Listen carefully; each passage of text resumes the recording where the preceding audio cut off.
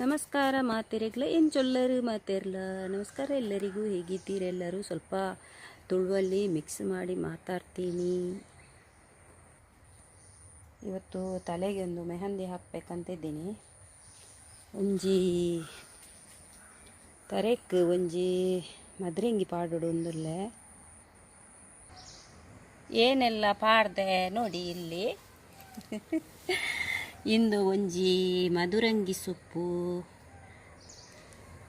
ಆಮೇಲೆ ಇದು ಒಂಜಿ ಕಪ್ಪು ತುಳಸಿ, ಕೃಷ್ಣ ತುಳಸಿ, ಇಂದು ಕರಿಬೇವು ಸೊಪ್ಪು, ಇದು ಒಂದು ನೆಲ್ಲಿಕಾಯಿ, ಒಂದು ಮಾತ್ರ ನೆಲ್ಲಿಕಾಯಿ.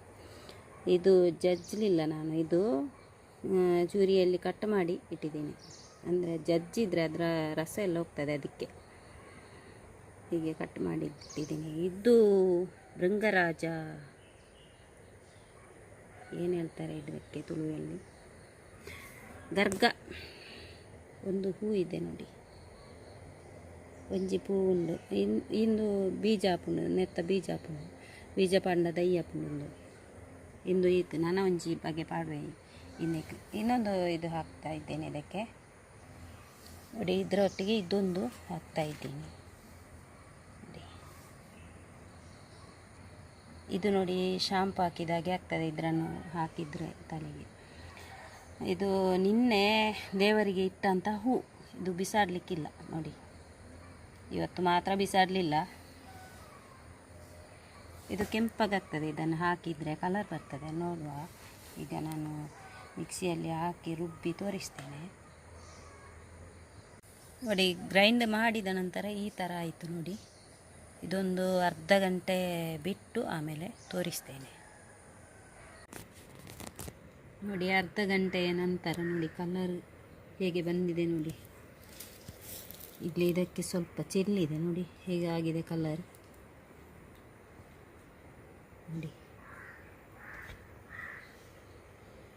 ಫುಲ್ಲು ಕಲರ್ ಬಂದಿದೆ. ಅದರಿಂದ ಮೇಲಿಂದ ಸ್ವಲ್ಪ ನೀರು ತೆಗ್ದೆ, ಅದರಲ್ಲಿ ನೀರು ಜಾಸ್ತಿ ಆಗಿತ್ತು ಸ್ವಲ್ಪ, ಹಾಗಾಗಿ ಸ್ವಲ್ಪ ತೆಗೆದೆ ನೀರು. ನೀರು ನೋಡಿ ಯಾವ ಥರ ಇದೆ ಅಂತ, ಎಷ್ಟು ಕಲರ್ ಬಂದಿದೆ. ಇದು ಮೆಹಂದಿ ಮತ್ತು ನಾನು ಇದು ದಾಸವಾಳ ಹೂ ಹಾಕಿದ್ದೆಲ್ಲ ಅದರ ಕಲರ್ ಬಿಟ್ಟಿದ್ದು ನೋಡಿ.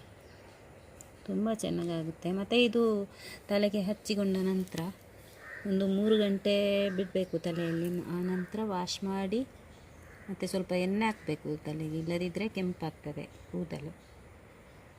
ಕಪ್ಪು ಬೇಕಿದ್ದರೆ ಎಣ್ಣೆ ಹಾಕಬೇಕು ನೋಡಿ. ಯಾವ ಥರ ಕಲರ್ ಇದೆ ನೋಡಿ. ನೀವು ಒಂದು ಸಲ ಟ್ರೈ ಮಾಡಿ, ಹೀಗೇ ಚೆನ್ನಾಗಾಗುತ್ತೆ. ಆರೋಗ್ಯಕ್ಕೂ ಒಳ್ಳೆಯದು, ಇದು ಕೂದಲಿನ ಆರೋಗ್ಯಕ್ಕೂ ಒಳ್ಳೆಯದು. ಓಕೆ, ನನ್ನ ಈ ಒಂದು ಸಣ್ಣ ವಿಡಿಯೋ ಇಷ್ಟ ಆದರೆ ಲೈಕ್ ಮಾಡಿ, ಶೇರ್ ಮಾಡಿ, ಹಾಗೆ ಸಬ್ಸ್ಕ್ರೈಬ್ ಮಾಡಿಕೊಂಡು ನೋಡಿ. ಧನ್ಯವಾದಗಳು.